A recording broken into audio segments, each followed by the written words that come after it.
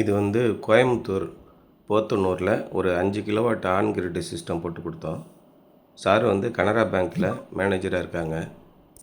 அந்த மாதிரி அவங்க வீட்டுக்கு போய் சோலாரை நம்ம ஃபஸ்ட்டு பார்க்கும்போது அவங்களுடைய லோடு கெப்பாசிட்டி என்ன, அவங்க வீட்டில் அந்த ஃபீஸிபிலிட்டி சோலார் போடுறதுக்கான எல்லா விதமான இதுவும் இருக்கா அப்படின்னு நம்ம பார்க்கணும்.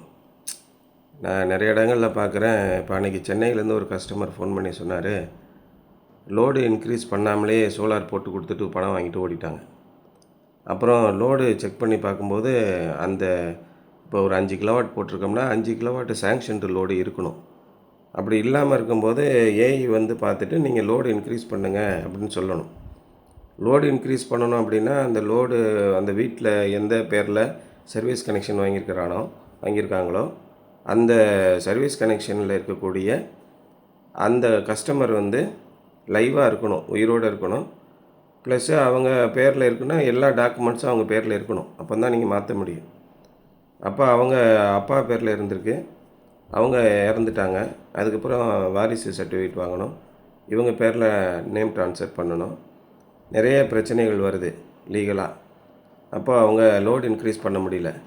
1 வருஷம் ஆயிடுச்சு. சோலார் பிளேட்டு சும்மாவே இருக்குது. ஆன் கிரிட் சிஸ்டத்தோட கனெக்ட் பண்ண முடியல. எவ்வளோ பெரிய இது பாருங்கள். பிஸ்னஸ் பண்ணுறது அப்படி இப்படின்னா அது ஒரு சர்வீஸ் தான். நம்ம வந்து எல்லாத்தையுமே லாப நோக்கத்திலேயே போய்கிட்டு இருந்தோம்னா கஸ்டமர் ரொம்ப கஷ்டப்பட ஆரம்பிச்சிருவாங்க. அதில் பதில் சொல்லாமல் ஃபோனை எடுக்காமல் விட்டுட்டாங்க. இப்போ எவ்வளோ சிரமம் பாருங்கள். 1 வருஷம் ஆகிய மென்டல் டார்ச்சர் நமக்கு தாங்க முடியாது. அதனால் ஃபஸ்ட்டு சைட் விசிட் பார்த்த உடனேயே உரிய சேங்ஷன்டு லோடு இருக்கா, நம்ம வீட்டுக்கு உள்ளபடியே சோலார் போட்டால் நெட் மீட்ரு கிடைக்குமா அப்படிங்கிறதெல்லாம் தெளிவாக பார்த்துக்கிடணும். இங்கே வந்து சிங்கிள் ஃபேஸ் கனெக்ஷன் இருந்துச்சு. அப்போ இவங்க 5 கிலோவாட் லோடு கேட்குறாங்க. 5 கிலோவாட் லோடுனா அதை வந்து நம்ம 5 கிலோவாட்டுக்கு சேங்ஷன்டு லோடை இன்க்ரீஸ் பண்ணணும். அதை ஆன்லைன்லேயே அப்ளை பண்ணி கொடுத்துருவோம். அதுக்குரிய பேமெண்ட்டை ஆன்லைன்லேயே பண்ணலாம். அதோட காப்பியை லோக்கலில் இருக்கிற ஏஇ ஆஃபீஸில் போய் நீங்கள் கொடுக்கணும். கொடுத்தோம்னா இப்போ சாருக்கு நாங்கள் அது மாதிரி எல்லாம் ட்ரை பண்ணி கொடுத்தோம். 1 வீக்லேயே சிங்கிள் ஃபேஸ்லேருந்து 3 ஃபேஸாக கன்வெர்ட் ஆகிடுச்சு. அதுக்கப்புறம் ஆன் கிரிட் சிஸ்டம் இன்ஸ்டால் பண்ணும்போது அங்கேருந்து வந்து ஏஇ வந்து ஃபீஸிபிலிட்டி பார்ப்பாங்க. பார்த்துட்டு நெட் மீட்ரு கொடுக்கணுன்னா 3 ஃபேஸ் மீட்ரு இருக்கான்னு பார்ப்பாங்க. 3 ஃபேஸ் மீட்ரு இருந்துச்சுன்னா 3 ஃபேஸ் மீட்ரு ஃபிக்ஸ் பண்ணிட்டு போயிடுவாங்க. எல்லாம் ஸ்மூத்தாக மாறிக்கிட்டு இருக்கும். நம்ம போய் ஏதாவது கோளாறு பண்ணிக்கிட்டு இருந்தோம்னா ஏகப்பட்ட செலவு, நிம்மதி இல்லாமல் போயிடும். இதில் வந்து நீங்கள் மறுபடியும் நெட் மீட்ரு ப்ரொடக்ஷன் பண்ணி எக்ஸ்போர்ட் பண்ணணும், இல்லை இபியில் பில் அட்ஜஸ்ட் பண்ணணுன்னா ரொம்ப சிரமமாயிடும். இந்த மாதிரி பிரச்சனைகள்லாம் வராமல் இருக்கிறதுக்கு தான் நம்ம என்ன பண்ணுறோம், ரொம்ப கவனமாக முன்னாடியே ஃபீஸிபிலிட்டி பார்க்குறோம். இவங்க சார் வந்து ரெடி கேஷ்லேயே பண்ணிட்டாங்க. கனரா பேங்க்கில் மேனேஜராக இருக்காங்க. லோன்லாம் எதுவும் வேண்டாம், நம்ம ரெடி கேஷில் பண்ணிடுவோம் அப்படின்னு பண்ணி கொடுத்துட்டாங்க. எந்த அளவுக்கு நம்பிக்கை வச்சு நமக்கு ஆர்டர் கொடுத்தாங்களோ அந்த அளவுக்கு திருப்திகரமாக ஒர்க்கை முடித்து கொடுத்தோம். இங்கே போட்டிருக்கிற இன்வெர்ட்ரு வந்து 90 வோல்ட்டு லோ வோல்டேஜிலேருந்து 300 வோல்ட் வரைக்கும் ஆட்டோமேட்டிக்காக ஃபங்க்ஷன் ஆகும் சென்ஸ் பண்ணிவிட்டு. நிறைய இடங்களில் இன்வெர்ட்ரு பெரிய தலைவலி. 180 வோல்ட்டுக்கு கீழே போயிடுச்சு அப்படின்னா இன்வெர்ட்ரு ட்ரிப் ஆகிடும். நம்ம வீட்டில் கரண்ட் இருக்கும், லோ வோல்டேஜ் இருக்கும், 180 170 இந்த மாதிரி வரும். ஒரு சில இடங்கள்லாம் பவர் சர்ப்ளஸ்ஸு நிறைய பேர் யூஸ் பண்ணாமல் விட்டுறாங்க, லோடு மட்டும் எடுத்து வச்சிடுறாங்க.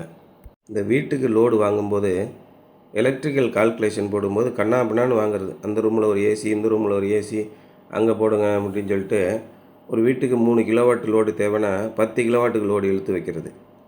ஏன் அப்படின்னு கேட்டிங்கன்னா, இப்போ கமர்ஷியல்லாம் நீங்கள் சேங்ஷன்டு லோடு வாங்கும்போது அதிகமாக கிலோவாட் வாங்கினீங்கன்னா ஒரு கிலோவாட்டுக்கு 200 நீங்கள் சார்ஜ் கட்டணும். வீட்டுக்கு அந்த சார்ஜ் இல்லாதனால எலக்ட்ரிக்கல் கால்குலேஷன் போடும்போது 3 கிலோவாட் தேவையான இடத்துல 10 கிலோவாட் இழுத்து வச்சிடுறாங்க. 10 கிலோவாட் 100 வீடுக்கு தேவைப்படும் போது 1000 கிலோவாட் அப்படின்னு டிரான்ஸ்ஃபார்மரை வச்சுருவாங்க. வோல்டேஜ் கண்ணாபின்னான்னு ஏறும். 257 வோல்ட்டு 300 வோல்ட்டு இப்படி வரும். அந்த நேரத்தில் ஆன் கிரிட் சிஸ்டம் வந்து ரொம்ப சென்சிட்டிவானது, அது வேலை செய்யாது. அப்போ 257 வோல்ட்டுக்கு மேலே போச்சுன்னா ட்ரிப் ஆகிடும். அதேமாதிரி 180 வோல்ட்டுக்கு கீழே போச்சுன்னா ட்ரிப் ஆகிடும். இங்கே போட்டிருக்கிற இந்த இன்வெர்ட்ரு வந்து அந்த மாதிரி எது நடந்தாலும் கண்டினியூஸாக ஒர்க் ஆகிட்டுருக்கும். 270 வோல்ட் வரைக்கும் ஒர்க் ஆகும். லோ வோல்டேஜ் வந்து 90 வோல்ட் வரைக்கும் ஒர்க் ஆகும். அதுக்கு மேலே சில இடங்களில் வந்தால் கூட நம்ம மேனுவலாக அட்ஜஸ்ட் பண்ணலாம். அந்த மாதிரி ஒரு இன்வெர்ட்ரு கொடுத்துருக்கோம். அதே மாதிரி 10 வருஷம் ஆன்சைட் வாரண்ட்டி. நிறைய பேர் ஒரு பர்டிகுலர் பிராண்டை பிடிச்சிக்கிட்டு எனக்கு இந்த பிராண்டு தான் வேணும் அப்படின்னு கேட்டுக்கிட்டு இருக்காங்க. தயவுசெய்து அந்த மாதிரி போகாதீங்க, பிரச்சனை தான். டெக்னிக்கல் ஒவ்வொரு மாதமும் ஒவ்வொரு வருஷமும் மாறிக்கிட்டே இருக்குது. லேட்டஸ்ட்டு அப்டேட்ஸ் இருக்குது. 5 வருஷம் 4 வருஷம் 3 வருஷம் வேரண்ட்டி கொடுத்துட்டு இன்வெர்ட்டர் விற்றுக்கிட்டு இருந்தாங்க. லேட்டஸ்ட்டாக வந்திருக்கக்கூடிய இன்வெர்ட்டர் கம்பெனியெல்லாம் 10 வருஷம் ஆன்சைட் வேரண்ட்டி கொடுக்குறாங்க. அந்தளவுக்கு ஸ்டெரிட்டியான ப்ராடக்ட் வருது. அட்வான்டேஜ் இப்போ இந்த இன்வெர்ட்டர்லாம் பார்த்தீங்கன்னா வைஃபை கனெக்ஷன் இல்லைன்னா கூட ப்ளூடூத்தில் கனெக்ட் பண்ணி எவ்வளோ ப்ரொடக்ஷன் ஆகுதுன்னு பார்க்கலாம். இல்லை ஜிபிஎஸ் இருந்தால் கூட நீங்கள் பார்க்கலாம், சிம் கார்டு போட்டு பார்த்துக்கலாம். அந்த மாதிரி அதே மாதிரி ஒரே டிஸ்பிளேலேயே எல்லா விதமான இன்ஃபர்மேஷனை நீங்கள் எடுக்கலாம். லோ வோல்டேஜ் பிரச்சனை இல்லை, ஹை வோல்டேஜும் பிரச்சனை இல்லை. இந்த மாதிரியான டைப்பில் நம்ம சிஸ்டம் போட்டுக்கிறம்போது நமக்கு ஃப்யூச்சரிஸ்டிக்காக இருக்கும். ப்ரொடக்ஷன் வந்து ரொம்ப எஃபிஷியண்ட்டாக இருக்கும். அதே நேரத்தில் வீட்டுக்கும் ஃபீஸிபிலிட்டி பார்த்துட்டு போடுங்க, ரொம்ப எச்சரிக்கையாக. அப்புறம் கவர்மெண்ட்டில் கொடுக்க மாட்டேங்கிறாங்க, நாங்கள் என்ன பண்ணுறதுன்னு கை கழுவிட்டு போயிடக்கூடாது.